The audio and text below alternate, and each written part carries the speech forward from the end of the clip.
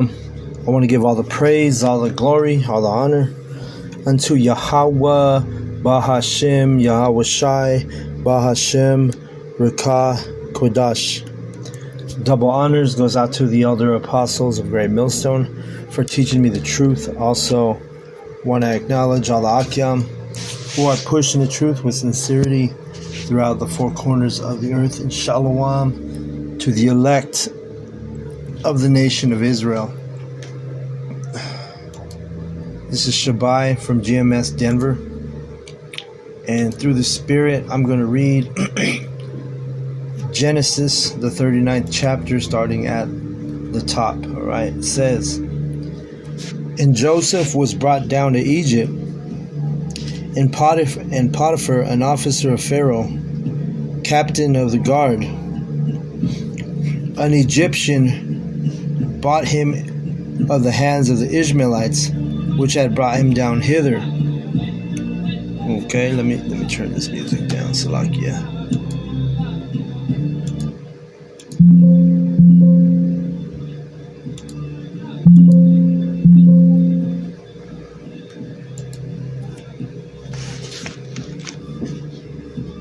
It says, "And Yahawah was with Joseph, and was a prosperous man, and he was in the house of his master the Egyptian."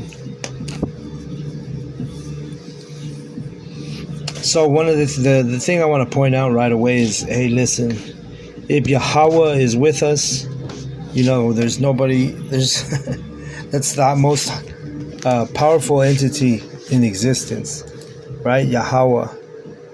So when Yahawah is with us, there's nothing to worry about, man.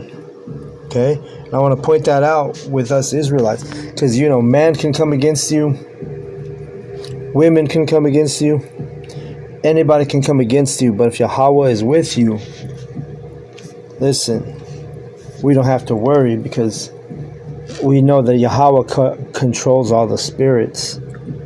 All right. So let me actually get this.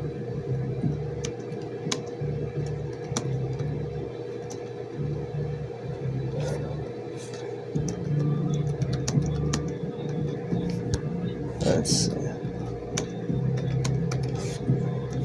All right, it's going to be in. Let's see. Romans 8:31. It says, "What shall we say? What shall we then say to these things? If the Most High be for us, who can be against us?" You see. So all of the patriarchs, all of the forefathers,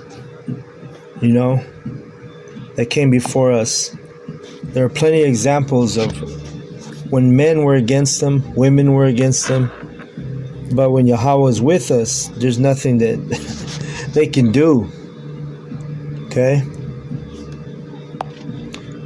But this is reserved to the elect, because Yahawah, Hashem, Yahweh Shai are with the elect. Okay? So that's the first thing, right, that we got to point out in this chapter that we're reading, Genesis 39. All right, and I'm gonna start at, let's go back to, let's see, verse 2. "And Yahawah was with Joseph, and he was a prosperous man, and he was in the house of his master the Egyptian." And I gotta point out real quick, just because it's at the top of my mind, Laban and Jacob, our forefather. Remember when Laban was hindering his work, and he was I believe he was stealing Jacob's cattle, and I did a lesson on this a while back, but because when you have cattle, having the same cattle, or you gotta do a certain thing. It's been a minute. Let me go look it up real quick.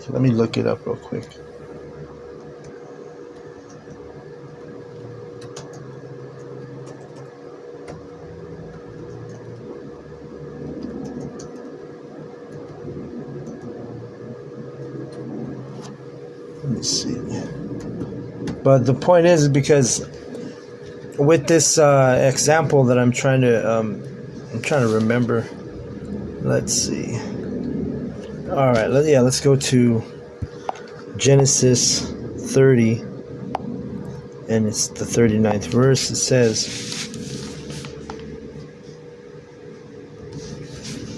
let's see.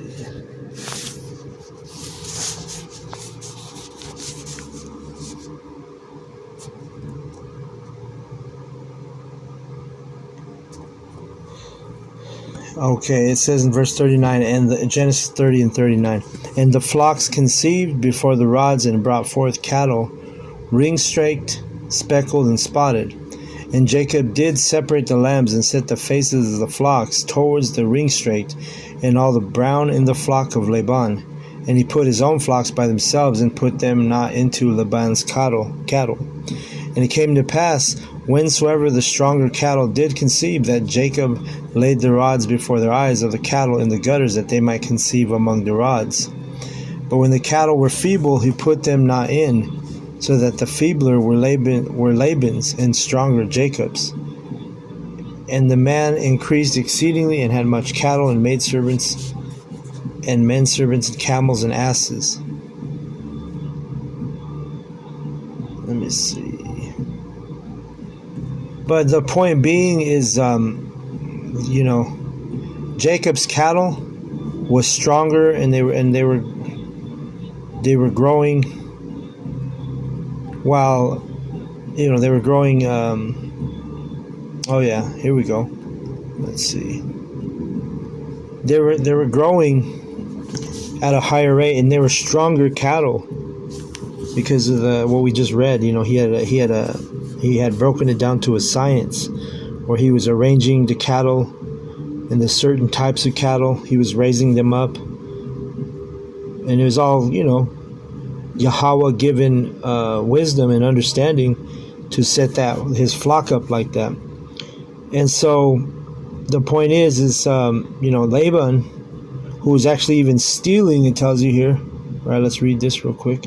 So shall my righteous answer for me in time to come, Genesis 30:33, when it shall come for my hire before thy face, everyone that is not speckled and spotted among the goats and brown among the sheep, that shall be counted stolen with me. And Laban said, Behold, I would it might be according to thy word.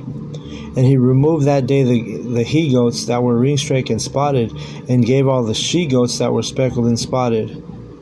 And all the she-goats that were speckled and spotted, and everyone that had some white in it, and all the brown among the sheep, and gave them into the hands of his sons.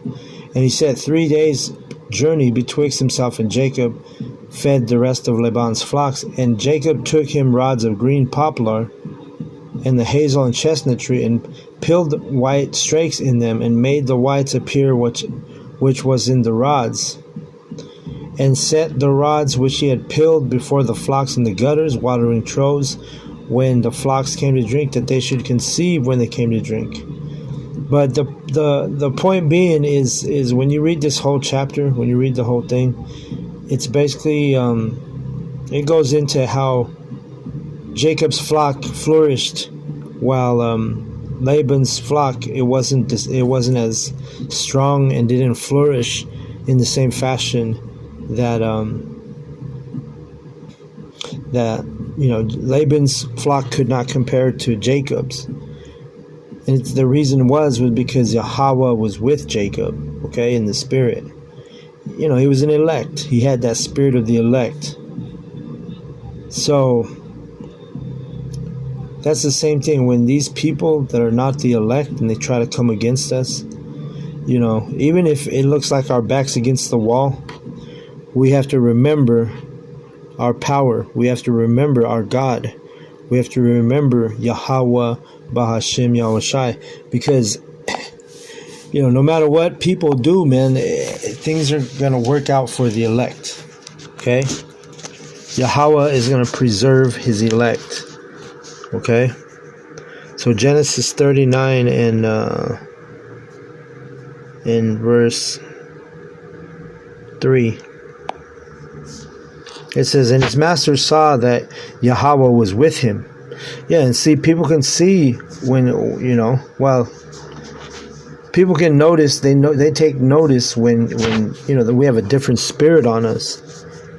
And when you have the favor of Yahawah, people can notice that. And maybe they don't notice in the flesh. They don't know what it is about us, but in their spirits, people know that we have favor. That's why when we're at the camps, a lot of times even your enemies will sit there and try to salute you and things like that, or people have a certain type of respect. When you're at the camp, people try to have reverence, even if they're heathens, even if they're 2/3. Of course, the elect will, but you even have the 2/3 in the heathen. They they might show you, give you props, throw a fist up, lift their head up like to say what's up. They'll they can feel the spirit on us when we're out there. Let me see.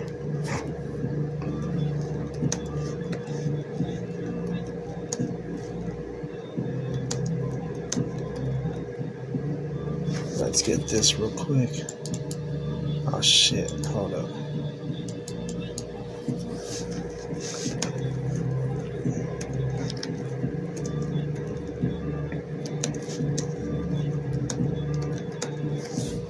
Let's get this verse here.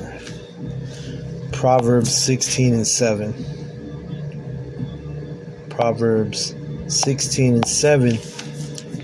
When a man's ways please Yahawah, he maketh even his enemies to be at peace with him. You see that? So even your enemies, they might have, mischief in their heart. They might have hate in their heart. But to your face, they're going to at least act like they have respect to you. And that won't bring you no harm, right? If you please Yahawah. When your ways please Yahawah. Okay? Because we've had situations at the camp where people have come up against us. You have whoever it was, whether it was the 2/3, whether it was the heathen, but then out of nowhere, some random person will start sticking up for the men of the Lord, or we've even had times where people have gotten knocked out or chased by people who were coming against us. Other people, random people, would show up at the camp. And like I say, one time there was a dude that got knocked out by another dude. That was 2 Jakes. But the point being is, hey, Yahawah's got us, man. He's got our back. Yahawah b'Hashem Yoshai. When our ways please Yahawah, He even makes our enemies at peace with us. Okay? So let's go back to Genesis 39 and 3. And his master saw that Yahawah was with him, and that Yahawah made all that he did to prosper in his hand. And Joseph found grace in his sight. So he found grace in Potiphar's sight, right? Who was his master. Potiphar bought him from the Ishmaelites, right? And it says, and Joseph found grace in his sight and served him, and he made him overseer over his house, and all that he had he put into his hand. So he trusted Joseph to the utmost. He made him overseer of his house. Okay, talking about Potiphar. And it says, and it came to pass from the time that he had made him overseer in his house, and over all that he had, that Yahawah blessed the Egyptian's house for Joseph's sake. So see, that's the other thing. The elect are so blessed in the spirit that sometimes Yahawah will bless those around you just because of who we hope to be. Because we always call ourselves the hopeful elect. And we believe through the Spirit and with confidence and praise that we are the elect, right? We believe that we are those men, right? But the point is Yahawah can bless even those that are around us, just for our sake. Okay? We just read it right here. That's what he did with Potiphar. Potiphar was blessed, but why was he blessed? He was blessed because of Joseph. All right? It says, and the blessing of Yahawah was upon all that he had in the house and in the field. Okay? So everything he had in the house and in the field, right, was blessed by the hands of Yahawah because of Joseph, who was the Israelite, right? Potiphar was the Egyptian, Joseph was the Israelite. So that's why, you read the nation, like you read it in the scriptures, the nation shall be blessed. Well, guess what? America is blessed to an extent because why? Because you have a great, you got a great portion of the elect are here in Babylon, America. The majority of the elect are in America. This is why America would have any type of blessing, okay?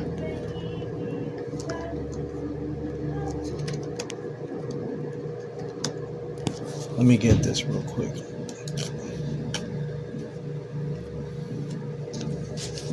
All right, so let's get Genesis 22 and 18. And you got to see these Christians, they'll read this scripture and they think it's talking about all the nations are being blessed.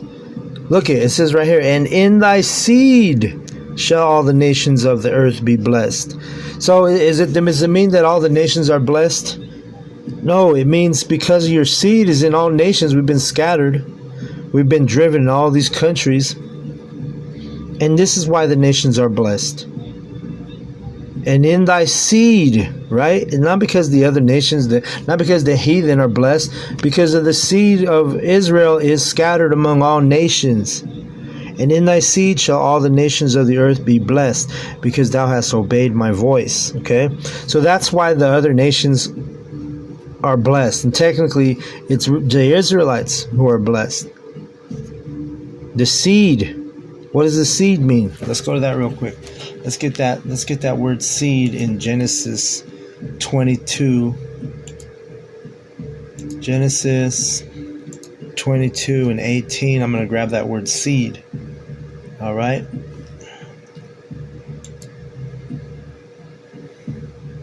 In thy seed. Okay, here's how you say it in Hebrew.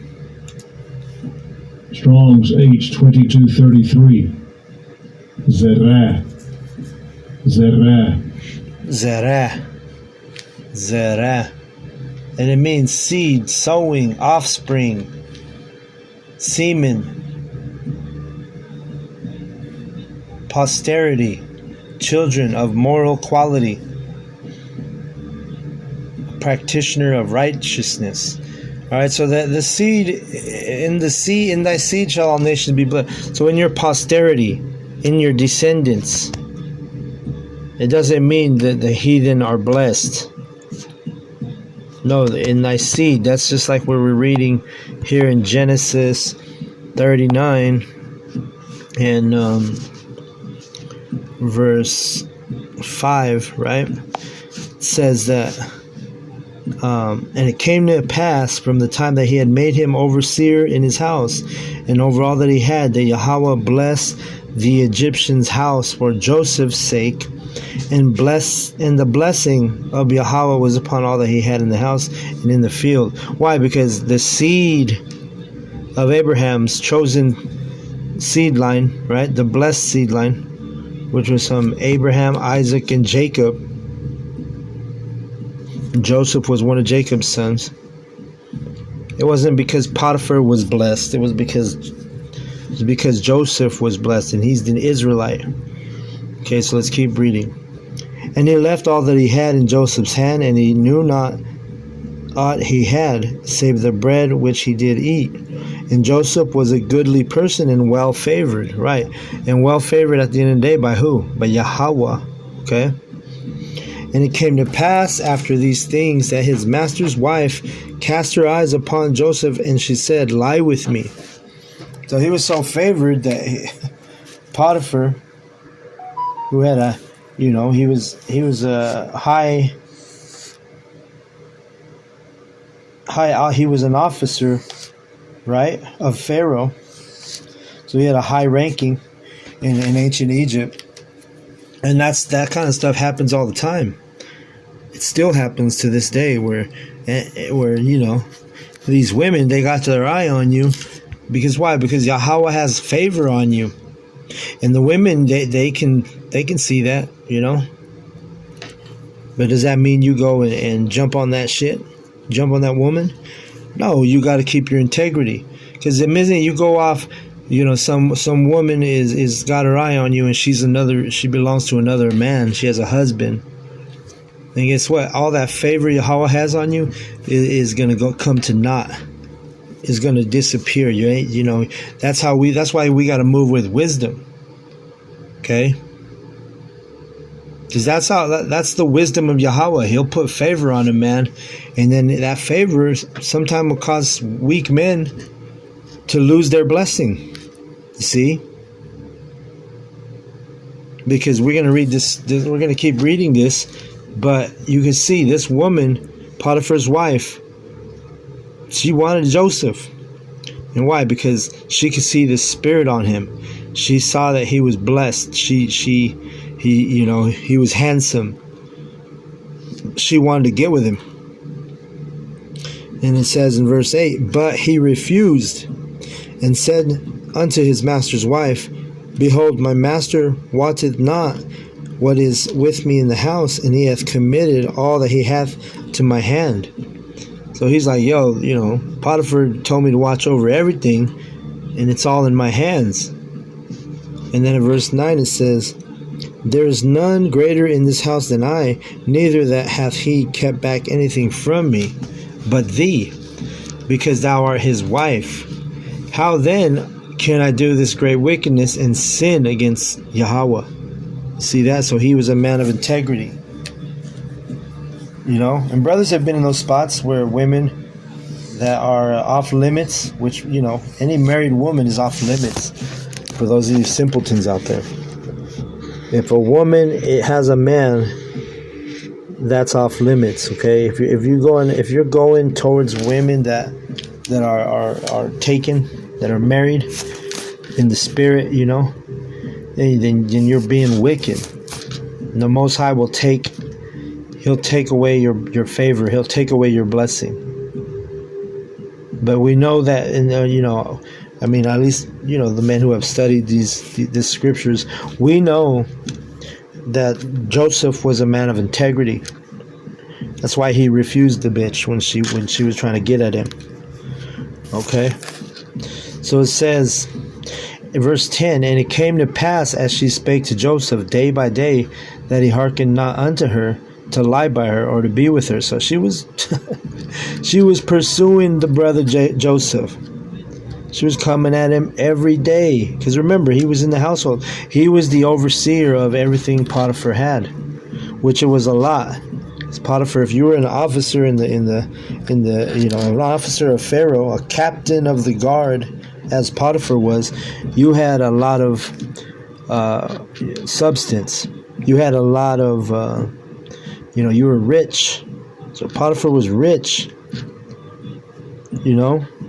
So this woman was trying to get at him, man, day after day after day. Verse 11. And it came to pass about this time that Joseph went into the house to do his business, and there was none of the men of the house there within. And she caught him by his garment, saying, lie with me. And he left his garment in her hand and fled and got him out. So she grabbed his clothes, man. She was like, yo, man, she wanted the D. You know what I mean? She wanted it. She wanted Joseph. She wanted Joseph to take her to Pound Town. Right? To the point where she was asking him day by day by day. Then finally she grabbed his fucking clothes. Like, she was begging. And he got away. It says he fled. Most of you motherfuckers would have took that shit because you're wicked. But a man of Yahawah B'Shem Yahushai, we have integrity and we know the law. We know what's off limits. And if you don't follow this law, which is adultery, This is if you're committing adultery as a man of the Lord, you're really not a man of the Lord. All right. Verse 13. And it came to pass, when she saw that he had left his garment in her hand, and was fled forth, that she called unto the men of her house, and spake unto them, saying, See, he hath brought in an Hebrew unto us to mock us. He came in unto me to lie with me, and I cried with a loud voice. See, now she's lying her ass off, right? Because that didn't happen.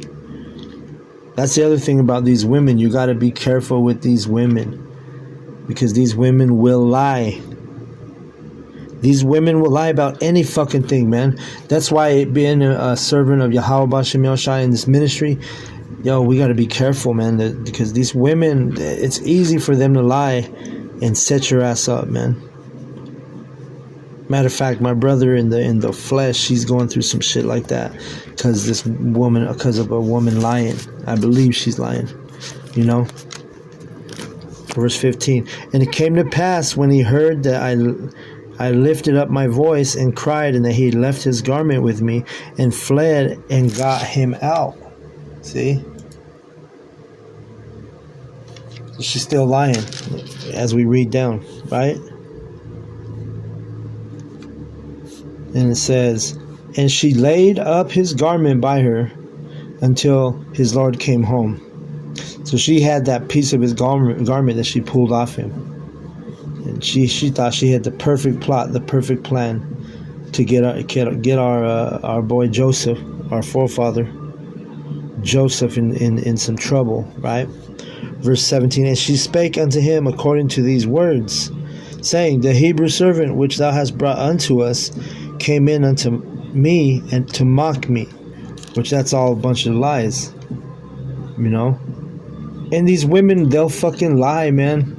That's why the Lord has put these examples in the scriptures to remind us how easy it is to get in trouble with these women. All it takes is, especially you get an Edomite bitch these days in this age, talking shit about you, lying on you, man.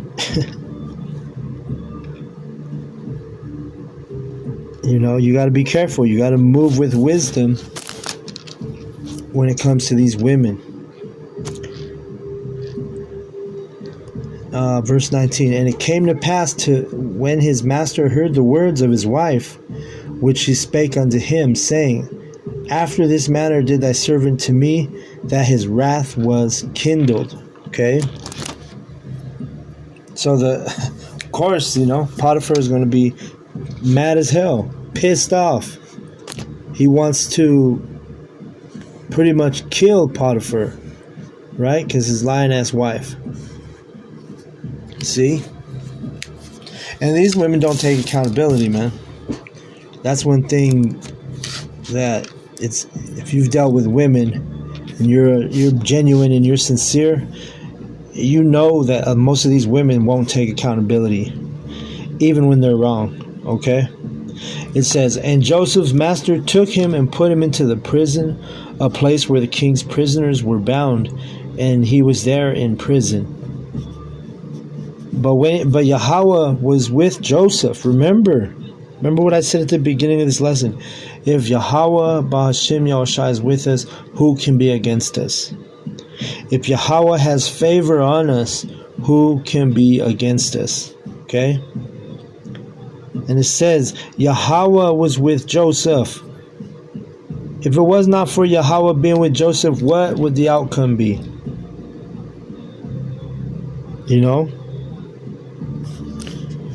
That's why, hey, as the hopeful elect, man, we're very, very blessed. But even us being the elect, we have to move with wisdom. Like Joseph here, he kept his integrity. He wasn't trying to get at Potiphar's wife. He could have fucked her. He could have did everything she wanted him to do, but he kept his integrity, right? So let's keep reading.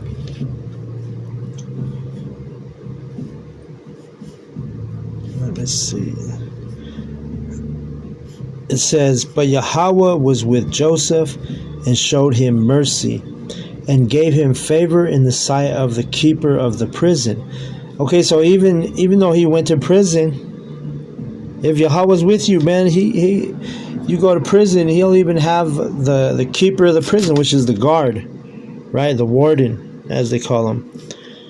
You know, he's gonna have favor. Like, hey, yo, I got you on whatever. I'll get you an extra meal, or I get you a special meal, or I get you some time out in the yard, or to get some fresh air, or whatever it is, right?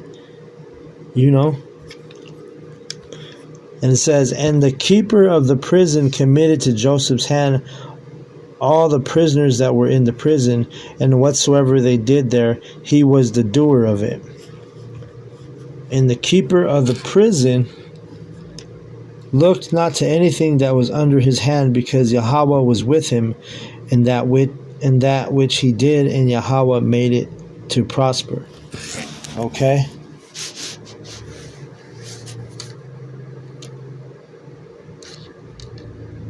And then if you read the next chapter, this is where Joseph, I believe he's Daniel in the reincarnation, because they were both interpreters of dreams, right? I'm pretty sure that in the reincarnation,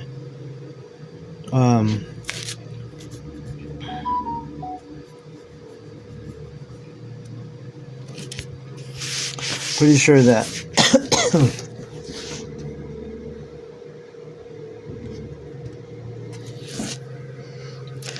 yeah, that's the case.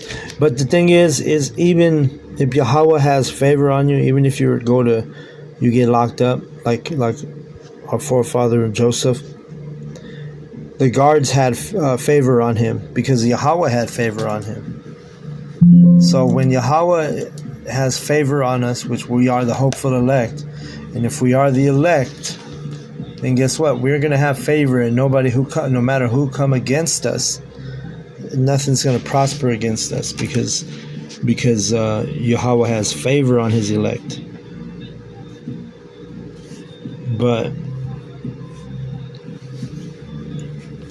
I'm not going to keep reading the next chapter, but you can see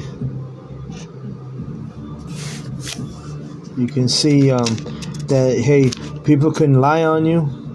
People can, try to torment you. People can do all kind of things to you. And if you don't have Yahweh B'Shem Yahushai by your side, then poor you is what I would say. Because the elect, we have a comforter. It's the 2/3 that don't have a comforter. Okay? We can read that in verse Ecclesiastes 4:1. This is in the words of King Solomon. It says, "So I returned and considered all the oppressions that are done under the sun, and behold, the tears of such as were oppressed, and they had no comforter. And on the side of their oppressors there was power, but they had no comforter." So I feel sorry for those of you who don't have the comforter. For those of you who don't believe in this ministry, you don't believe in this truth. I feel, well, that's just the flesh that feels sorry for me. My spirit is like, fuck you. If you don't believe in Yahweh Hashem Yahushai, fuck you. You don't deserve a comforter. You don't deserve to have peace of heart, peace of mind. All right. So with that, I'm going to go ahead and close out. I want to give all the praise, all the glory, all the honor unto Yahweh, Bahashem, Yahushai, Bahashem, Rakah, Kodash. Double honors goes out to the other apostles of Great Millstone for teaching me the truth. Also want to acknowledge all the Akyam who are pushing the truth with sincerity throughout the four corners of the earth. Shalom to the elect.